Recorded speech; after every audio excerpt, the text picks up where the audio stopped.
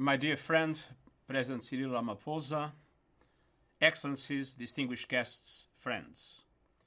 It is a privilege to join you in honoring Nelson Mandela, an extraordinary global leader, advocate, and role model. I thank the Nelson Mandela Foundation for this opportunity and commend their work to keep his vision alive. And I send my deepest condolences to the Mandela family and to the government and people of South Africa on the untimely passing of Ambassador Zinzi Mandela earlier this week. May she rest in peace. I was fortunate enough to meet Nelson Mandela several times. I will never forget his wisdom, determination, and compassion, which shone forth in everything he said and did. Last August, in my holidays, I visited Madiba's cell at Robben Island. I stood there, looking through the bars, humbled again by his enormous mental strength and incalculable courage. Nelson Mandela spent 27 years in prison, 18 of them at Robben Island. But he never allowed this experience to define him or his life. Nelson Mandela rose above his jailers to liberate millions of South Africans and become a global inspiration and a modern icon. He devoted his life to fighting the inequality that has reached crisis proportions around the world in recent decades and that poses a growing threat to our future. And so today, on Madiba's birthday, I will talk about how we can address the many mutually reinforcing strands and layers of inequality before they destroy our economies and societies. Dear friends, COVID-19 is shining a spotlight on this injustice. The world is in turmoil, economies are in free fall, and we have been brought to our knees by a microscopic virus. The pandemic has demonstrated the fragility of our world. It has laid bare risks we have ignored for decades: inadequate health systems, gaps in social protection, structural inequalities, environmental degradation, the climate crisis. Entire regions that were making progress on eradicating poverty and narrowing inequality have been set back years in a matter of months. The virus poses the greatest risk to the most vulnerable: those living in poverty, older people, and people with disabilities and pre-existing conditions. And health workers are on the front lines, with more than 4,000 infected in South Africa alone. I pay tribute to them. In some countries, health inequalities are amplified as not just private hospitals, but businesses and even individuals are ordering precious equipment that is urgently needed for everyone. A tragic example of inequality. The economic fallout of the pandemic is affecting those who work in the informal economy, small and medium-sized businesses, and people with caring responsibilities who are mainly women. We face the deepest global recession since World War II and the broadest collapse in incomes since 1870. 100 million more people could be pushed into extreme poverty, and we could see famines of historic proportions. COVID-19 has been likened to an X-ray, revealing fractures in the fragile skeleton of the societies we have built. It is exposing fallacies and falsehoods everywhere. The lie that free markets can deliver health care for all. The fiction that unpaid care work is not work. The delusion that we live in a post-racist world. The myth that we are all in the same boat. Because while we are all floating on the same sea, it is clear that some are in superyachts, with others are clinging to drifting debris. Dear friends, inequality defines our time. More than 70% of the world's people are living with rising income and wealth inequality. The 26 richest people in the world hold as much wealth as half the global population. But income, pay, and wealth are not the only measures of inequality.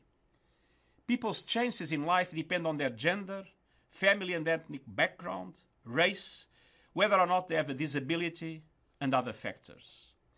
Multiple inequalities intersect and reinforce each other across the generations.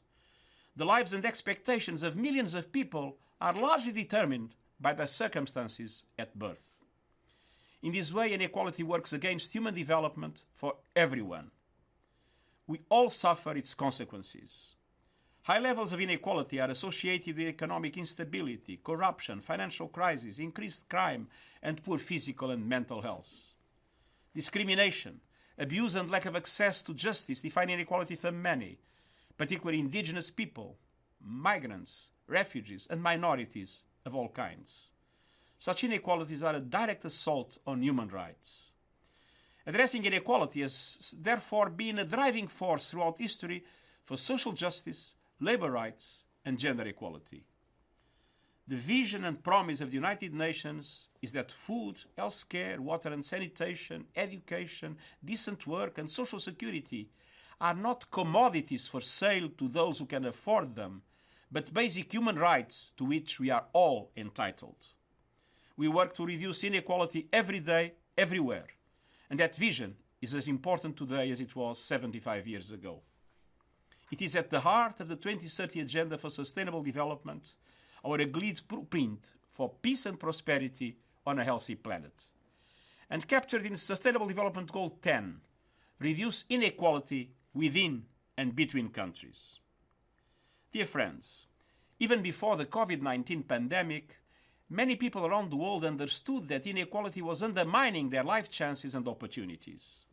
They saw a world out of balance. They felt left behind. They saw economic policies channeling resources upwards to the privileged few. Millions of people from all continents took to the streets to make their voices heard. High and rising inequalities were a common factor. The anger feeding tourist and social movements reflects utter disillusionment with the status quo. Women everywhere have called time on one of the most egregious examples of gender inequality. Violence perpetrated by powerful men against women who are simply trying to do their jobs. And the anti-racist movement that has spread from the United States around the world in the aftermath of George Floyd's killing is one more sign that people have had enough. Enough of inequality and discrimination that treats people as criminals on the basis of their skin color. Enough of the structural racism and systematic injustice that deny people their fundamental human rights. These movements point to two of the historic sources of inequality in our world: colonialism and patriarchy. The global north, especially my own continent of Europe, imposed colonial rule on much of the global south for centuries through violence and coercion. Colonialism created vast inequality within and between countries, including the evils of the transatlantic slave trade and the apartheid regime here in South Africa. After the Second World War, the creation of the United Nations was based on a new global consensus around equality and human dignity, and the wave of decolonization swept the world. But let's not fool ourselves. The legacy of colonialism still reverberates. We see this in the economic and social injustice, the rise of hate crimes and xenophobia, the persistence of institutionalized racism and white supremacy. We see this in the global trade system. Economies that were colonized are at greater risk of getting locked into the production of raw materials and low-tech goods, a new form of colonialism. And we see this in global power relations. Africa has been a double victim. First, as a target of the colonial project. Second, African countries are underrepresented in the international institutions that were created after the Second World War because before most of them had won independence. The nations that came out on top more than 7 decades ago have refused to contemplate the reforms needed to change power relations in international institutions.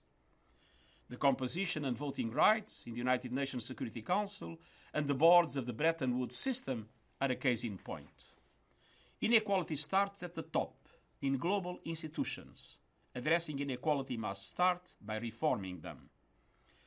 And let's not forget another great source of inequality in our world: millennia of patriarchy. We live in a male-dominated world with a male-dominated culture. Everywhere, women are worse off than men simply because they are women. Inequality and discrimination are the norm. Violence against women, including femicide, is at epidemic levels.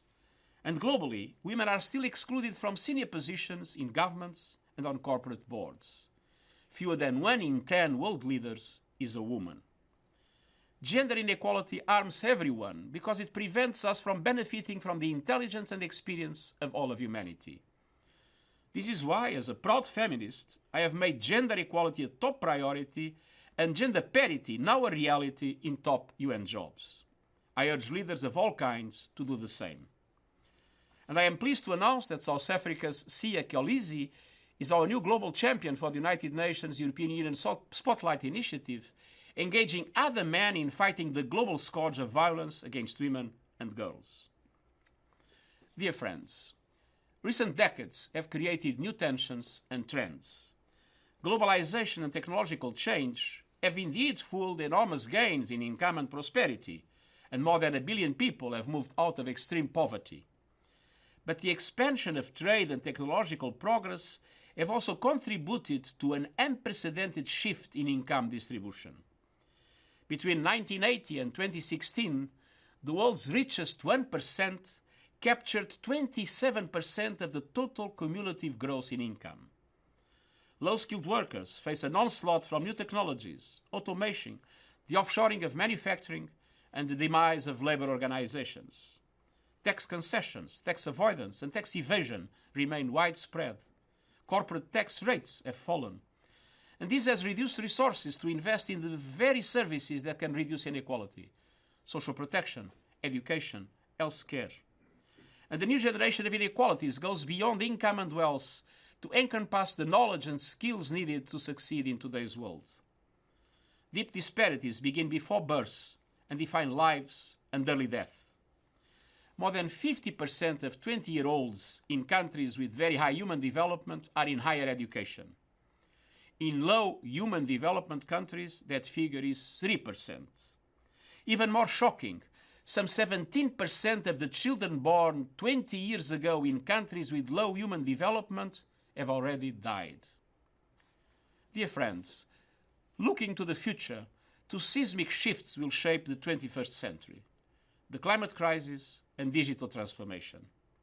Both could widen inequalities even further. Some of the developments in today's tech and innovation hubs are cause for serious concern. The heavily male-dominated tech industry is not only missing out on half the world's expertise and perspectives, it is also using algorithms that could further entrench gender and racial discrimination. The digital divide reinforces social and economic divides from literacy to healthcare, from urban to rural, from kindergarten to college. In 2019, some 87% of people in developed countries use the internet, compared with just 19% in the least developed countries. We are in danger of a two-speed world. At the same time, by 2050, we estimate that accelerating climate change will affect millions of people through malnutrition, malaria and other diseases, migration, and extreme weather events. This creates serious threats to intergenerational equality and justice. Today's young climate protesters are on the front lines of the fight against inequality. The countries that are most affected by climate disruption did the least to contribute to global heating. The green economy will be a new source of prosperity and employment. But let's not forget that some people will lose their jobs, particularly in post-industrial rust belts of our world. And this is why we call not only for climate action, but climate justice. Political leaders must raise their ambition, businesses must raise their sights, and people everywhere must raise their voices. There is a better way, and we must take it. Dear friends, the corrosive effects of today's levels of inequality are clear. We are sometimes told a rising tide of economic growth lifts all boats. But in reality, rising inequality sinks all boats.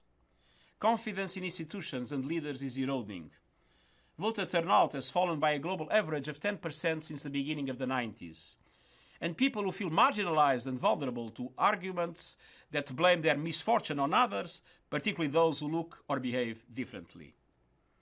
But populism, nationalism, extremism, racism, and scapegoating will only create new inequalities and divisions within and between communities, between countries, between ethnicities, between religions. Dear friends, COVID-19 is a human tragedy, but it has also created a generational opportunity. An opportunity to build back a more equal and sustainable world. The response to the pandemic and to the widespread discontent that preceded it must be based on a new social contract and a new global deal that create equal opportunities for all and respect the rights and freedoms of all. This is the only way that we will meet the goals of the 2030 Agenda for Sustainable Development, the Paris Agreement and the Addis Ababa Action Agenda, agreements that address precisely the failures that are being exposed and exploited by the pandemic. A new social contract within societies will enable young people to live in dignity, will ensure women have the same prospects and opportunities as men, and will protect the sick, the vulnerable, and minorities of all kinds. Education and digital technology must be two great enablers and equalizers. As Nelson Mandela said, and I quote, "Education is the most powerful weapon we can use to change the world." As always, he said it first. Governments must prioritize equal access from early learning to lifelong education. Neuroscience tells us that preschool education changes the lives of individuals and brings enormous benefits to communities and societies. So when the richest children are 7 times more likely than the poorest to attend preschool, it is no surprise that inequality is intergenerational. To deliver quality education for all, we need to more than double education spending in low and middle income countries by 2030 to $3 trillion a year. Within a generation, all children in low and middle income countries could have access to quality education at all levels. This is possible. We just have to decide to do it. And as technology transforms our world, learning facts and skills is not enough. Governments need to prioritize investment in digital literacy and infrastructure. Learning how to learn, adapt, and take on new skills will be essential. The digital revolution and artificial intelligence will change the nature of work and the relationship between work, leisure, and other activities, some of which we cannot even imagine today.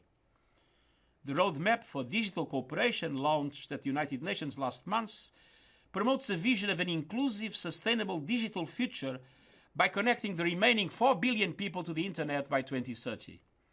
And the United Nations has also launched GIGA, an ambitious project to get every school in the world online. Technology can turbocharge the recovery from COVID-19 and the achievement of the Sustainable Development Goals. Dear friends, growing gaps in trust between people, institutions, and leaders threaten us all. People want social and economic systems that work for everyone. They want their human rights and fundamental freedoms to be respected. They want a say in decisions that affect their lives. The new social contract between governments, people, civil society, businesses, and more must integrate employment, sustainable development, and social protection based on equal rights and opportunities for all. Labour market policies, combined with constructive dialogue between employers and labour representatives, can improve pay and working conditions. Labour representation is also critical to manage the challenges posed to jobs by technology and structural transformation, including the transition to a green economy. The labour movement has a proud history of fighting inequality and working for the rights and dignity of all. The gradual integration of the informal sector into social protection frameworks is essential. A changing world requires a new generation of social protection policies with new safety nets, including universal health coverage and the possibility of a universal basic income. Establishing minimum levels of social protection and reversing chronic underinvestment in public services, including education, healthcare, and internet access, are essential. But this is not enough to tackle entrenched inequalities.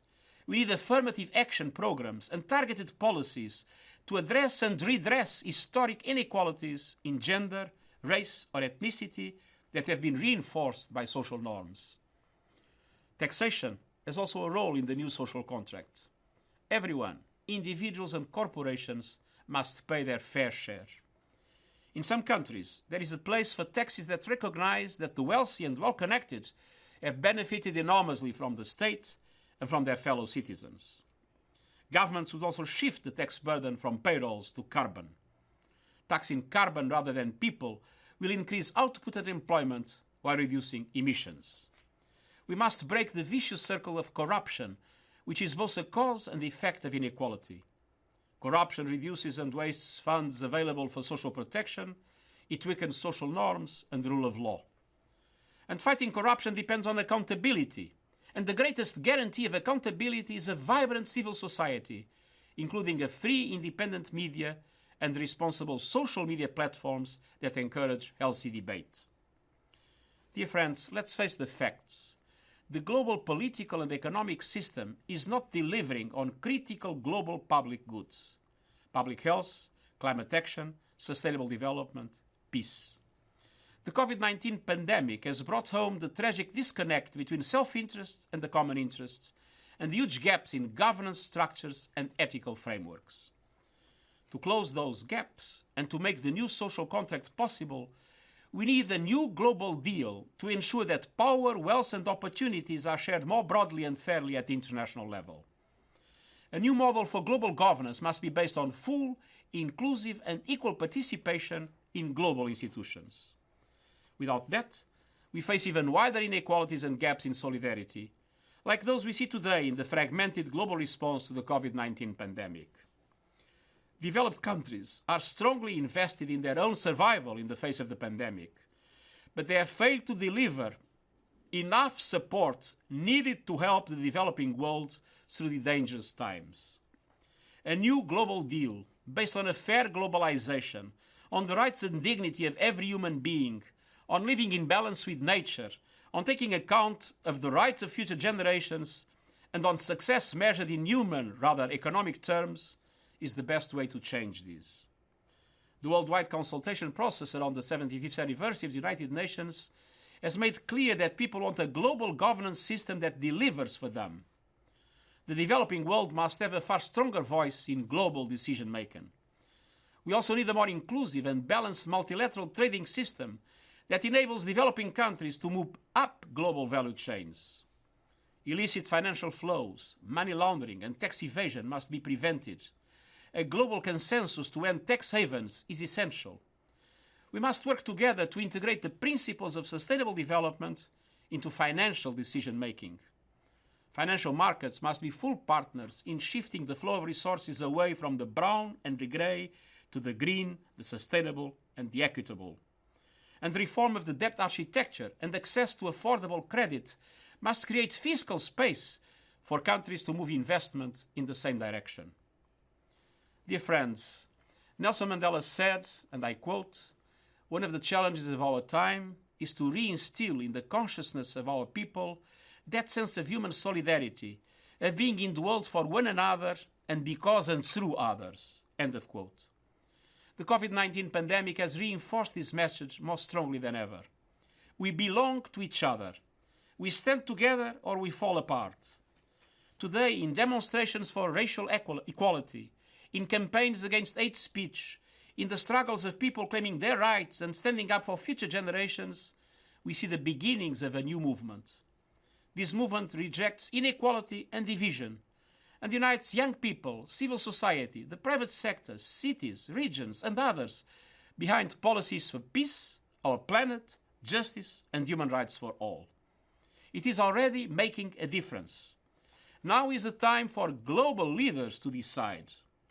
Will you succumb to chaos, division, and inequality?